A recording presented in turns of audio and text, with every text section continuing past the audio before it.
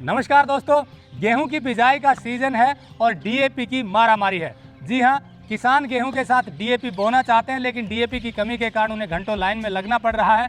लेकिन किसानों को वास्तव में डीएपी की ज़रूरत ही नहीं है।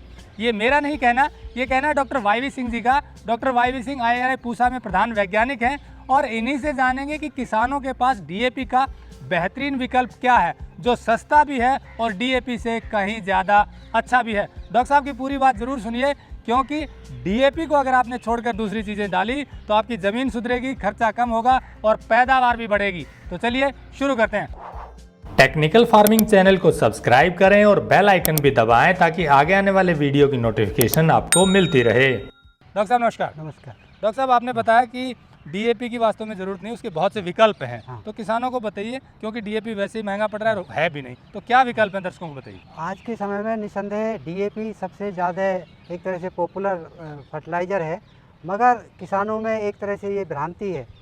आजकल इसके कई अच्छे विकल्प उपलब्ध हैं, जिनको यदि किसान प्रयोग करें तो वो उनकी मिट्टी के लिए भी अच्छा है और उत्पादन में उसमें कोई कमी नहीं आएगी। उनको मैं एक एक करके बताना चाहूँगा। जो विकल्प हैं उनमें सबसे पहले आता है सिंगल सुपर फास्फेट, जो फास्फोरस का एक सोर्स होने के साथ साथ ये कैल्शियम और सल्फर भी देता है, जो मिट्टी को आवश्यक है। जबकि डीएपी से आप जानते हैं नाइट्रोजन और फास्फोरस ही मिलता है। तो सिंगल सुपर फास्फेट यदि दें तो उसमें करीब 16% फास्फोरस होता है, 12% सल्फर होता है और 21% कैल्शियम होता है, जिसको कैल्शियम और ये भी सभी एक तरह से आवश्यक पोषक तत्व हैं, इनको भी प्रयोग करना आवश्यक है। और देखा जाए तो बाज़ार में ये उपलब्ध भी है और इसकी कीमत डीएपी से काफ़ी कम होती है। वैसे क्योंकि इसमें प्रतिशत कम है फास्फोरस का, मात्रा थोड़ी ज़्यादा डालनी पड़ेगी, फिर भी देखा जाए तो ये डीएपी से सस्ता ही पड़ेगा। तो जैसे डॉक्टर साहब आपने बताया कि सिंगल सुपर फास्फेट जो है वो इसका विकल्प है डीएपी का, इसमें 16% है। तो डीएपी के एक बैग में कितनी होती है फास्फोरस? डीएपी में 46% होती है फास्फोरस और 18% होती है नाइट्रोजन। इसमें 16% है एसएसपी हाँ, में। हाँ। तो 2 कट्टे डाल सकते हैं। हाँ, 2 कट्टे डाल सकते हैं, क्योंकि इसमें हमें किसानों को साथ में सल्फर और कैल्शियम भी मिल रहा है। तो वो 2 भी सस्ते पड़ेंगे हाँ, डीएपी के एक बैग। 2 भी सस्ते पड़ेंगे, क्योंकि बाज़ार में सिंगल सुपर फास्फेट की कीमत 400 रुपये के आसपास ही है। तो 2 बैग, जबकि डीएपी की तो एक बैग की ही 1200 रुपये से ज़्यादा है। और इसके साथ अगर नाइट्रोजन के लिए यूरिया डाल दें तो फिर दोनों का सही हो जाएगा कॉम्बिनेशन। निश्चित वो उसका कम्बिनेशन बना के किसानों को देना है। इसके अलावा आजकल एनपीके फर्टिलाइज़र भी उपलब्ध है, 12, 32, 16 और इस तरह की चीज़ें भी उपलब्ध है, जिनको अभी प्रयोग कर सकते हैं। उसमें नाइट्रोजन, फास्फोरस, पोटास तीनों ही मिल जाता है। इसके अलावा कुछ जैविक स्रोत भी हैं, क्योंकि यदि हम डीएपी या सिंगल सुपर फास्फेट जैसे स्रोतों का प्रयोग मिट्टी में लगातार करते रहते हैं तो देखा जाए तो उसका 80% मिट्टी में ही रह जाता है।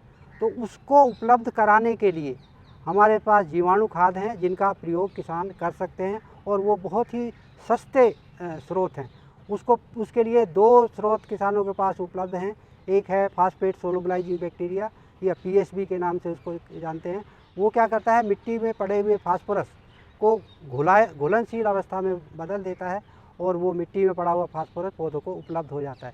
इससे डीएपी की मात्रा, यदि हम सीधे डीएपी के शब्दों में माने, तो करीब 25% मात्रा उसी पीएसबी से उनकी फसल को मिल जाएगी और ये 50 रुपये में 1 एकड़ की पूर्ति पीएसबी से हो जाती है। मतलब फास्फोरस सोलुबलाइजिंग बैक्टीरिया जो पीएसबी है, हाँ। वो 50 रुपये का, और उसको अगर 1 एकड़ में डाल दें तो वो जो ऑलरेडी डीएपी पड़ा है, हाँ, मिट्टी में पड़ा उसमें से 25% को फिर से यूज पौधे को देने का काम करेगा। तो नहीं, दूसरे शब्दों में कहें कि डीएपी की 25% मात्रा उसको प्रयोग करने से कम कर सकते हैं।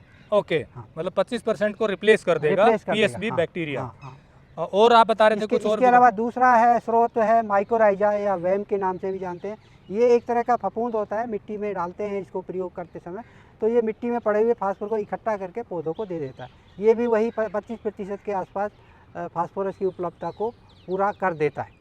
मतलब ये हुआ कि पीएसबी और माइकोराइजा अगर दोनों डाल दें तो कम 50% जो डीएपी की पूर्ति है वो कर देता है। यानी कि आपको 1 बैग डालना, उसमें आधे बैग की पूर्ति तो ये दोनों ही बैक्टीरिया कर देंगे। हो जाएगी। इसके अलावा सिंगल सुपर फास्फेट प्रयोग करें। इसके अलावा हमारा देसी स्रोत भी एक आजकल उपलब्ध है, रॉक फॉस्फेट, जो राजस्थान के उदयपुर और मसूरी जो उत्तराखंड में है, वहाँ काफ़ी जो खाने हैं उनमें ये उपलब्ध है और बहुत सस्ता है, उसको भी किसान प्रयोग कर सकते हैं। क्योंकि आप देखें तो DAP जो है सब आप विदेश से मंगाते हैं, जो फास्फोरिक एसिड है विदेश से आता है, और इससे यदि हम हमारा देसी स्रोत है रॉक फॉस्फेट उसका प्रयोग करें तो हम विदेशी जो काफ़ी पैसा बाहर भेज रहे हैं उसको भी बचा सकते हैं, और हमारे देसी स्रोत को मतलब आत्मनिर्भर भारत की तरफ भी हम उसमें बढ़ सकते हैं। इसके अलावा एक और चीज़ अभी काफ़ी बाज़ार में आने भी लगी है, वो है प्रोम या फास्फेट रिच ऑर्गेनिक मैन्योर, उसके नाम से कहते हैं। इसमें क्या होता है, रॉक फॉस्फेट होता है जो हमारा देसी स्रोत है, इसके अलावा कुछ इसमें जैविक पदार्थ भी होते हैं। तो ये भी इसमें करीब 10-12% के करीब फास्फोरस हो जाता है, तो उसका भी मिट्टी में प्रयोग करें तो इसमें फास्फोरस के साथ साथ कुछ ऑर्गेनिक कार्बन भी मिट्टी को मिल जाता है। और ये पूरा एक तरह से हमारा देसी स्रोत है, और भविष्य में इस तरह की चीज़ों की बहुत उपलब्धता भी बढ़ने वाली है और मांग भी बढ़ने वाली है। आप बता रहे थे कि ज़्यादा DAP की मात्रा से ज़मीन को नुकसान भी हो रहा है, वो कैसे हो रहा है? उससे नुकसान ये हो रहा है, DAP कई बार किसान भाई ज़रूरत से ज़्यादा डाल रहे हैं, और ये आप जानते हैं कि 80% मिट्टी में ही रह जाता है, तो बाद में पानी के साथ घुल के वो आसपास जो तालाब वगैरह में पहुंच जाता है, और काफ़ी जगह देखा गया है कि उससे तालाब के पानी की गुणवत्ता ख़राब हो जाती है, उसमें काई पैदा हो जाती है, और कई जगह तो मछलियाँ भी मर जाती हैं। तो ये एक तरह से पानी जो आसपास जो पानी के स्रोत हैं, तालाब या जो भी स्रोत हैं, उनको भी ख़राब कर रहा है, क्योंकि पड़ा हुआ फास्फोरस उनमें जाके उसकी गुणवत्ता को, पानी की गुणवत्ता को ख़राब कर। तो आपने जितने जो विकल्प बताए, एक बार और दर्शकों को बताएं उनका प्रयोग कैसे करें। मान लो SSP से शुरू करें तो SSP का 1 बैग डाल दिया, वो बिजाई के समय डालें। किसान असल में उनको पता है कि उनको कितना डालना है, तो उस हिसाब से थोड़ा गणना करें कि उनको उतना मात्रा कैसे देनी है। उसके लिए उनको सिंगल सुपर फास्फेट का 1 या 2 बैग डालें, जहाँ 1 बैग DAP डाल रहे हैं इसका 2 बैग भी डाल सकते हैं, तो क्योंकि उसकी कीमत 2 बैग की कीमत भी उससे कम होगी। इसके अलावा जो बीज है गेहूं का या जो भी फसल लगा रहे हैं, जीवाणु खादों से उसका उपचार कर लें, तो उससे वो बाद में उनको मिलेगा। तो बुआई के समय सिंगल सुपर फास्फेट डालें और बीज का उपचार करें। किससे करें उपचार? जीवाणु खादों से। कौन कौन सी जीवाणु खाद? जो PSB है, फॉस्फेट सोलुबल बैक्टीरिया से उपचार करें, और यदि माइकोराइजा उनके पास उपलब्ध हो पाता है तो उसको मिट्टी में ही बुआई आखिरी जुताई के समय उसको खेत में डाल दें। आपने बताया कि PSB से उसको बीज का उपचार कर लें और माइकोराइजा जुताई के समय डालें। हाँ। तो ये दोनों डालने के बाद और फिर अगर प्रोम डाल सकते हैं तो और अच्छा है। क्योंकि ये सब चीज़ें आ रही हैं, किसानों के सब दिमाग में सबसे ज़्यादा DAP रहता है, तो वो उसके दूसरे विकल्पों की भी मांग करें। यदि वो मांग नहीं करेंगे तो उपलब्धता कैसे होगी? किसान पहले मांगेगा मुझे DAP ही चाहिए, वो यदि सिंगल सुपर फास्फेट मांगेंगे तो वो भी उपलब्ध वहाँ होगा। प्रोम भी उपलब्ध हो जा रहा है आजकल काफ़ी जगह। पहले से वो अपनी तैयारी पहले से करके रखें कि उनको क्या चाहिए। जीवाणु खादों उपलब्ध हैं, पूसा में उपलब्ध हैं, और भी बाकी जगह काफ़ी स्रोतों से उपलब्ध हैं, उनको भी अपने पास रखें और उनका भी समुचित प्रयोग करें। मतलब ये है कि PSB और ये माइकोराइजा यहाँ से भी ले सकते हैं या किसी दूसरी यूनिवर्सिटी नज़दीक एग्रीकल्चर यूनिवर्सिटी से ले सकते हैं, बाजार में भी उपलब्ध होंगे।